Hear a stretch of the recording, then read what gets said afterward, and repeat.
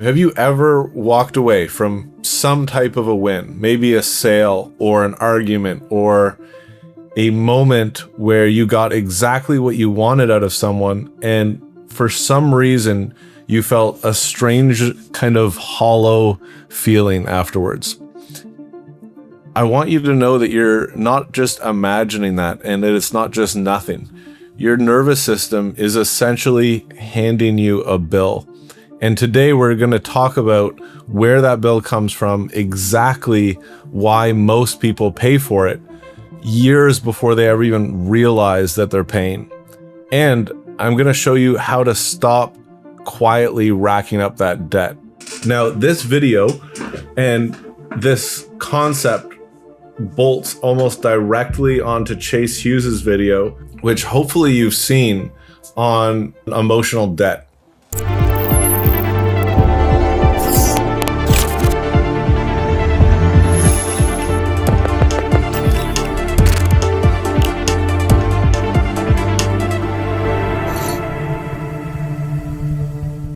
So most people treat ethics and influence on one of two general extremes. Either they have some kind of a clean little rule, something like manipulation is bad and persuasion is good. And they just go around and they pat themselves on the back for staying on the right side of some kind of an imaginary line in the sand. Or you get people on the other end of the spectrum who almost treat it like it's a non-issue. You'll hear people say stuff like, everybody influences everybody, get over it. And they just shrug the entire conversation off. I think the problem, though, is that both of these people miss what's actually going on.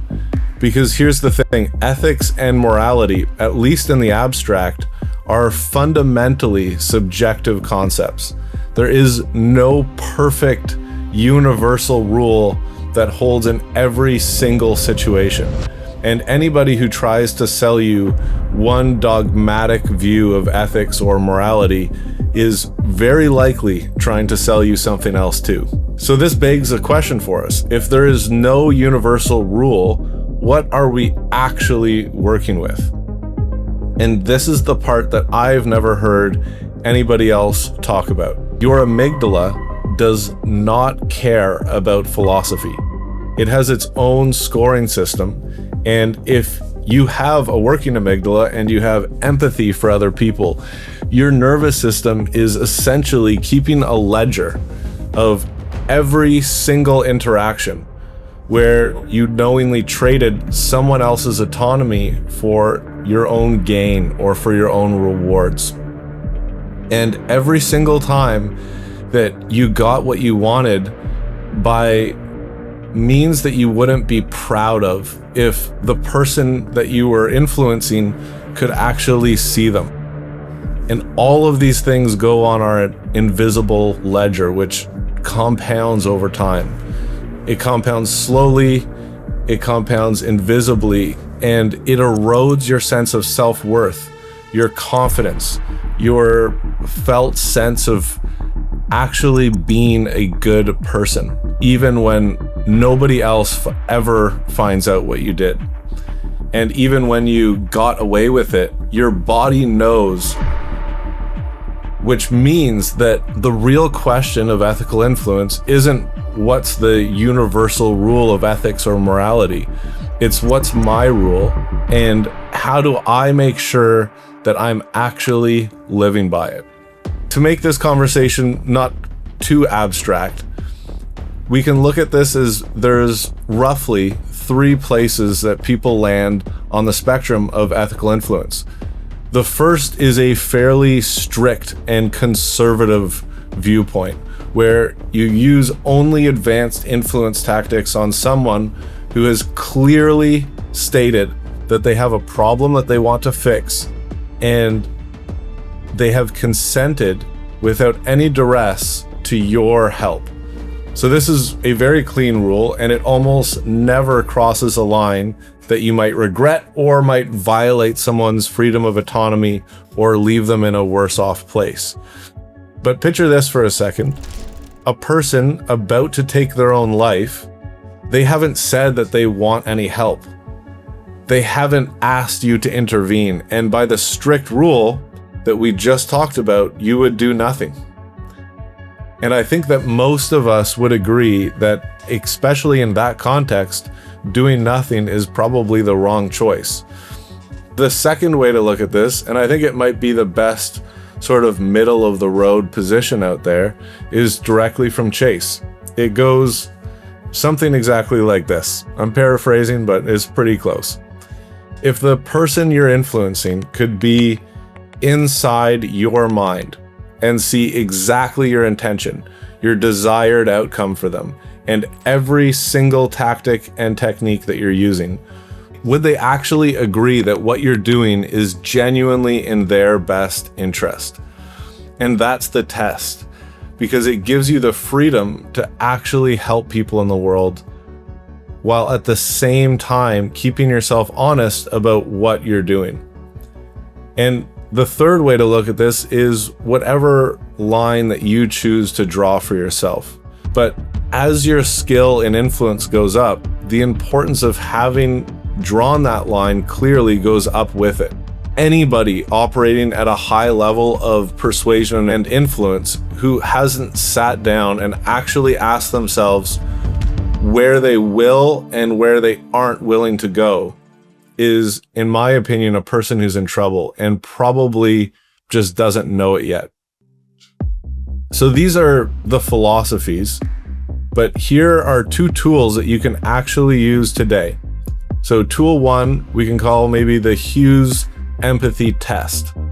And that quote I just gave you, run it before any high stakes interaction. Tool two, what I call the mirror test, and this is a daily one, takes about 30 seconds. And we just ask ourselves, is what I'm doing going to influence or affect how I'm able to look at myself in the mirror later? And tool one, that question from Chase that we can ask is, really simply put, if they could see exactly what I'm doing right now and why, would they still consent if they did know everything that was going on inside of my head? I want you to be able to run those two questions through any context. Let's take a sales call, for example. If you're closing someone on a service that's genuinely going to make their life better, then the test passes. If you're doing influence to push someone into something they don't actually need, then the test fails. It doesn't matter how much commission is on the line or what else is at stake. Just by simply passing what we're doing through that question, we can pretty quickly arrive at whether what we're doing is actually something that's in alignment with us and whether it's really something that has the other person's best interest at heart. Let's look at dating. If you're using a behavioral technique to seem more interesting or more confident, maybe more successful than you actually are, just run the test. If they could see exactly what you're doing, would they thank you for it? Or do you think that they would feel manipulated? And that answer is going to tell you everything that you need to know about what's okay to do and what's not okay to do and how to structure your actions and behaviors. Now let's look at a simple, easy example that every parent in here has been in. Let's imagine you have a kid who won't brush their teeth. Let's say that you influence them with a story or a deal or a stern voice or some crazy covert hidden influence tactic. Whatever works. The test is always going to pass easily in this circumstance because clean teeth are in their best interest, and they would consent if they actually understood your motivations and how you're trying to help them avoid a lifetime of dental bills and an ugly smile. But not every influence interaction is an ethical crisis.